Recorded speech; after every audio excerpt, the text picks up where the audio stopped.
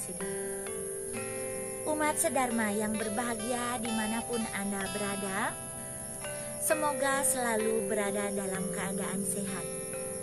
Saya Losonia Chandra Juwita, penyuluh agama Hindu non-PNS pada kantor Kementerian Agama Kabupaten Tabanan.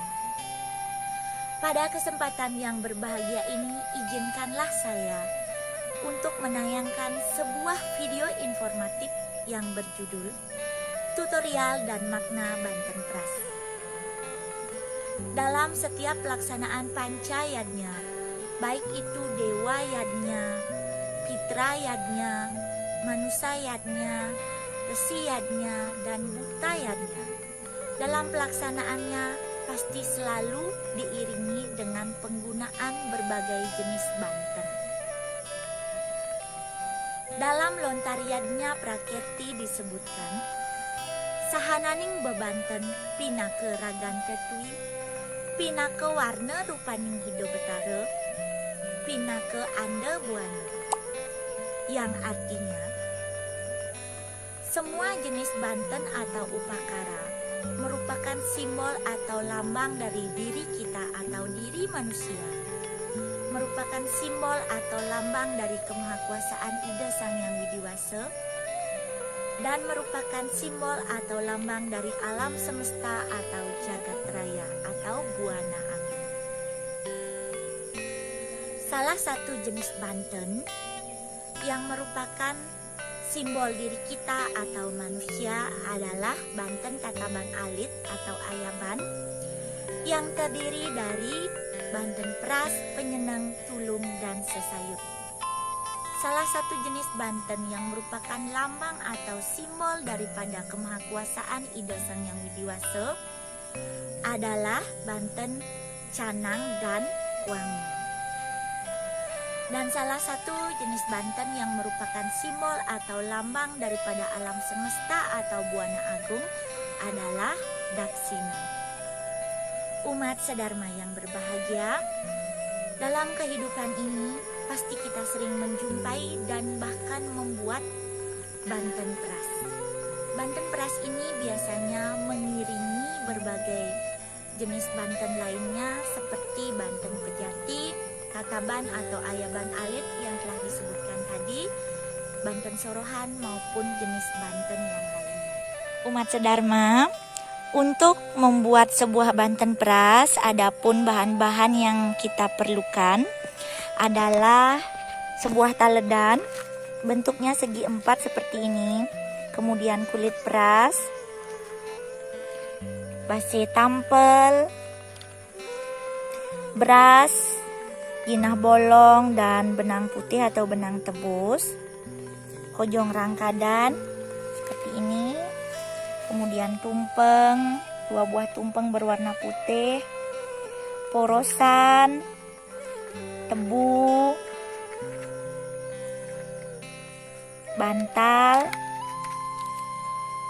tape, pelas, pisang, buah, jajan begina merah dan putih, jajan uli merah dan putih, sampian peras, dan sebuah canang sari. Baik,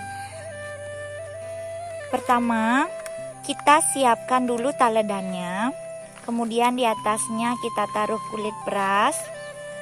Di atas kulit peras ini kita taruh base tampel.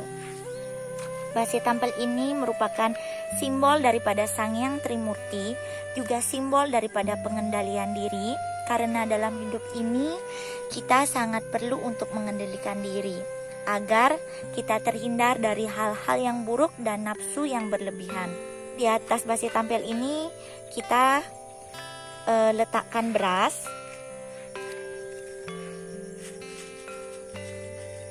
ya cukup, kemudian jinah bolong. Jinah bolong ini merupakan simbol daripada Dewa Brahma yang memiliki kekuatan mencipta, yaitu menciptakan alam semesta ini beserta isinya.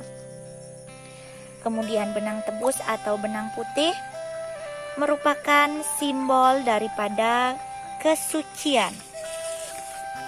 di mana benang putih ini juga merupakan simbol daripada pengikat yang bersifat satuam sebagai lambang untuk memperoleh keberhasilan yang membutuhkan persiapan.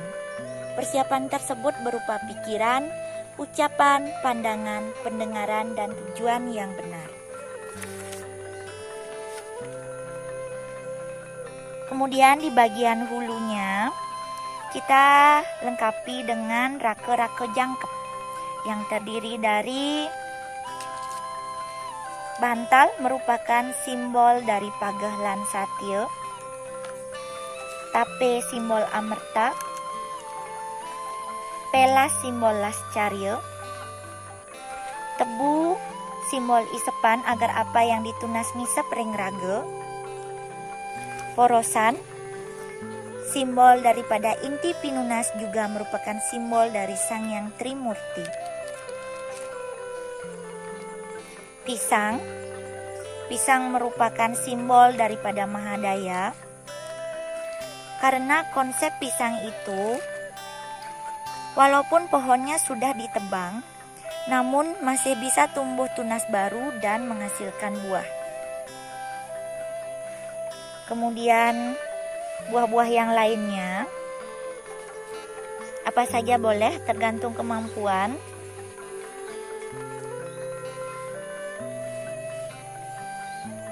Selanjutnya adalah jajan uli merah dan putih sebagai simbol skala laniskala, alam skala laniskala, juga sebagai simbol bulan atau candra.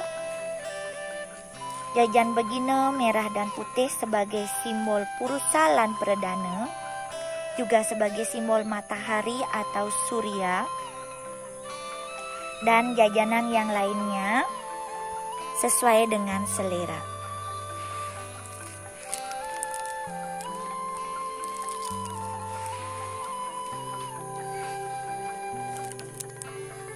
Seperti niki. Di bagian bawahnya kemudian dilengkapi dengan kojong rangkadan, merupakan sebuah tetuasan yang berbentuk segitiga, merupakan simbol daripada Triguna. Kojong rangkadan ini berisi 3 buah kojong. Kojong yang pertama berisi uyah sambal, merupakan simbol rajas. Kojong yang satunya lagi berisi kacang, saung, dan telur dadar sebagai simbol tamas. Dan kojong yang satunya lagi berisi terong timun sebagai simbol satuam. Kojong rangkadan ini yang berisi rerasmen ini juga merupakan simbol daripada nunas kesidian. Selanjutnya adalah tumpeng. 2 buah tumpeng yang berwarna putih.